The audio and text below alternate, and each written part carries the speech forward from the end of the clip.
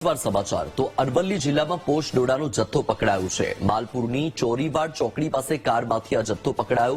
179 kilo પોષ ડોડા સાથે આરોપીની ધરપકડ કરાઈ। 5.37 લાખની કિંમતનો 179 કિલો પોષ ડોડાનો જથ્થો જપ્ત કરાયો છે। કાર અને પોષ ડોડા સહિત અંદાજે 9.5 લાખનો મુદ્દામાલ કબજે કરવામાં આવ્યો।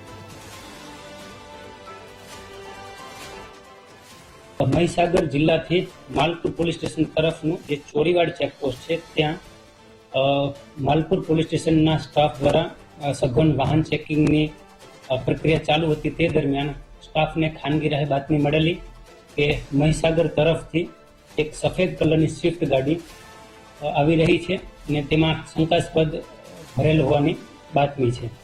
તેના આધારે તે ગાડીને રોકતા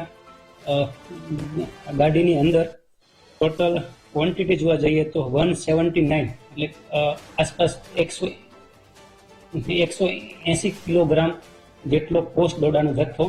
એની પ્રાઇસ વિશે વાત કરીએ તો 5,37,150 જેટલો પ્રાઇસ થાય છે તથા મોબાઈલ અને વ્હીકલ બધું જ મુદ્દામાલ ગણતા 9,42,150નો મુદ્દામાલ જપ્ત કરવામાં આવ્યો છે।